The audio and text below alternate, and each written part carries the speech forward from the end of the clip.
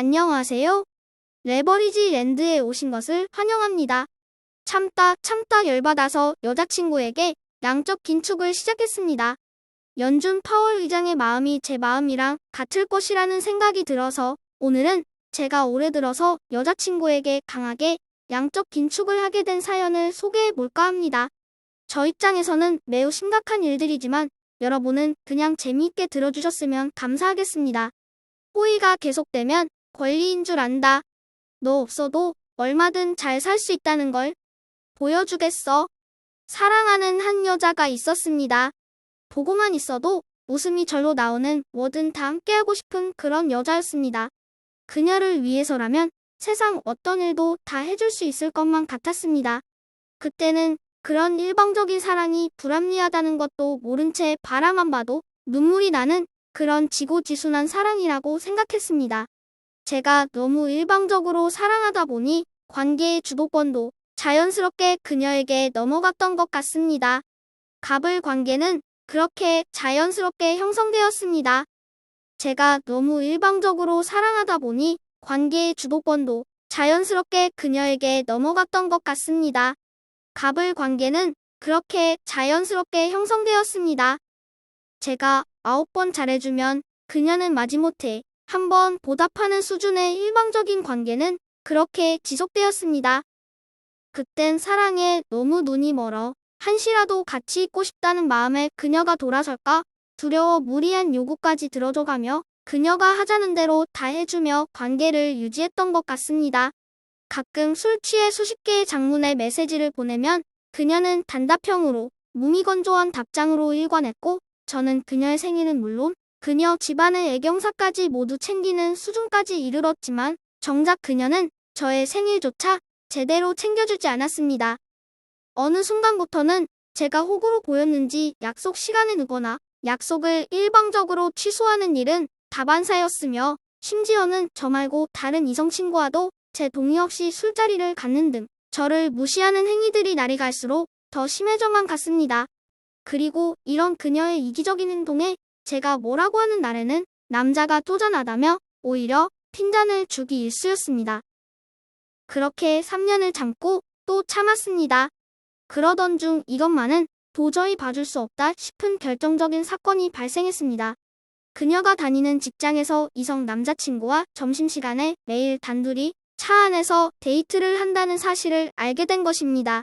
너무 큰 충격을 받은 저는 그녀와 헤어지기로 결심했고 그녀에게 이별 통보를 했습니다. 이에 그녀는 그 사람은 그냥 단순한 직장 동료 사이일 뿐이라며 편해서 잠깐 친하게 지낸 것일 뿐이니 오해하지 말라며 한 번만 용서해달라고 비고 또 빌었습니다. 저도 여전히 그녀를 사랑하고 있었기에 저는 그녀를 용서해주기로 했고 우리는 다시 좋은 관계로 돌아왔습니다. 하지만 그놈과의 만남은 그 뒤로도 계속 이어졌고 그녀의 친구로부터 이 소식을 들을 때마다 저는 심장이 찢어지는 것 같은 고통을 겪어야만 했습니다. 이별 통보를 할 때마다 그녀는 그 상황에 대한 변명만을 늘어놓을 뿐 진심 어린 반성은 찾아볼 수도 없었으며 매번 반복되는 악순환에 제 마음은 지쳐갔습니다. 그래서 저는 마음 먹었습니다. 에라이 때려치자. 여자가 어디 너뿐이더냐? 아님 많은 거지. 지금껏 너에게 그토록 헌신하고 모든 것을 바쳤건만 돌아오는 것은 이런 배신이었나? 사람 고쳐 쓰는 거 아니라고 했는데 이제는 정말 끝장내자. 그렇게 저는 이전에 하던 연락을 완전히 끊어버리고 독하게 양적 긴축을 하기 시작했습니다. 사실 저는 지금도 여전히 그녀를 많이 좋아하고 관계를 끝내고 싶은 마음이 없습니다. 하지만 악순환을 반복하며 지금과 같은 관계를 지속하는 것은 정말 아니라는 생각에 이전에 매일 하던 연락도 완전히 끊어버리고 먼저 연락이 오더라도 이제는 단답형으로 감정은 배제한 채 용건만 간단히 답장하며 정서적 거리 두기를 시작하였습니다. 공식적으로 우리 관계가 완전히 끝난 것은 아니지만 일방적으로 헌신하던 호구 시절은 완전히 끝이 났다는 것을 그녀에게 각인시키고 있는 중입니다. 이제는 그녀가 10번 중에 9번 연락해야 제가 한 번 연락을 할까 말까인 수준으로 상황이 역전되었으며 웬일인지 최근에는 제가 거리를 두면 둘수록 오히려 그녀가 더 가까이 다가오는 눈치입니다. 매번 둘 사이의 관계가 틀어지면 제가 먼저 연락해서 사과하고 풀어줬었기에 그녀는 언제부턴가 본인이 잘못한 일마저도 저에게 사과하지 않고 연락을 끊어버리며 저를 조정하기 시작했습니다. 연락이 끊어지면 너만 답답하지. 니까짓 게 어디 얼마나 버틸 수 있나 보자 하는 심보였습니다.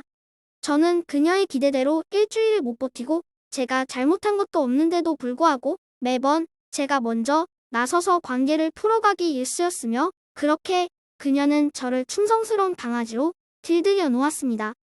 연락을 안 하는 요즘 이제는 오히려 그녀가 저에게 자주 연락하며 제 비위를 맞추려 하지만 가끔 마음이 약해져 술 취해 그녀에게 연락이라도 하는 날은 네가 그럼 그렇지라는 심보인지 도리어 냉랭해지는 그녀의 태도를 보면서 마음이 쓰여지고는 해요. 지금 저에게 중요한 것은 이놈이 이번에도 이러다 말겠지 하고 생각하는 기대 인플레이션부터 완전히 꺾어놔야 한다는 것을 저는 그제서야 인지하기 시작했습니다. 그녀의 머릿속에 이 사람 완전히 변했다. 삶의 무게중심이 내가 아닌 자기 자신으로 완전히 옮겨갔다. 나 없어도 잘만 산다. 언제든 떠나갈 수 있다는 것을 확실하게 각인시켜줘야만 합니다. 이번에도 둘이 몽실하게 풀어줘서 기대 인플레이션을 잡지 못하면 저는 한평생을 이 여자에게 끌려다니며 살아야 할지도 모릅니다. 몇 달을 그녀 없이 생활하다 보니 이 생활도 할 만한 것 같습니다. 혼자서도 밥만 잘 먹고 혼자서도 잘 놉니다. 운동도 하고 책도 읽으며 자기 개발에도 한창입니다. 오히려 지금과 같은 삶의 성장의 측면에서는 훨씬 이득이라는 생각도 들게 되는 요즘입니다. 지금이야말로 비정상적인 갑을 관계가 고착화되는 것을 확실하게 꺾어버릴 마지막 기회라는 비장한 각오입니다. 제가 너무 일방적으로 퍼주고 잘해주다 보니 인플레이션이 이렇게 걷잡을 수 없이 커진 것으로 다 저의 불찰이라고 생각합니다.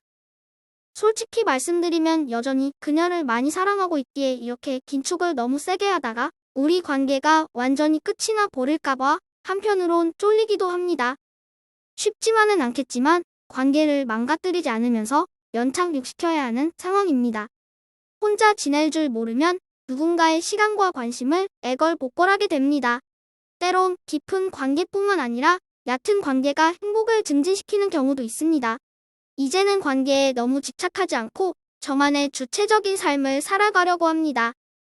연준이 2% 이내의 인플레이션을 유지하려 하듯이 저도 관심을 2R 미만으로 줄이며 건전하고 발전적인 더 좋은 관계로 거듭나기 위해 지금의 고독하고 힘든 시기를 견뎌내려고 합니다.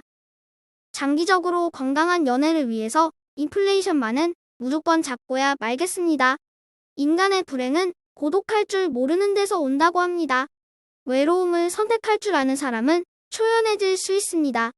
인생의 오르막길과 내리막길에 대해서 무심한 태도를 취할 수 있는 내면이 외면보다 더 강하고 단단한 사람이 될 수 있기를 바랍니다. 투자도 연애도 모두 마찬가지라고 생각합니다. 때론 내려놓고 포기하고 더 적게 신경 써야만 인생에서 진짜 중요한 것들을 발견할 수 있게 됩니다. 우리 모두 결과에 너무 집착하지 않고 과정을 즐길 수 있는 여유 넘치는 투자자가 될 수 있기를 희망합니다. 두서없이 만들어진 오늘 영상을 끝까지 시청해주셔서 감사합니다. 저의 주린이 일기는 내일도 계속됩니다. 영상이 도움이 되셨다면 구독, 좋아요, 알림 설정 부탁드려요. 감사합니다. 모두 부자 되세요.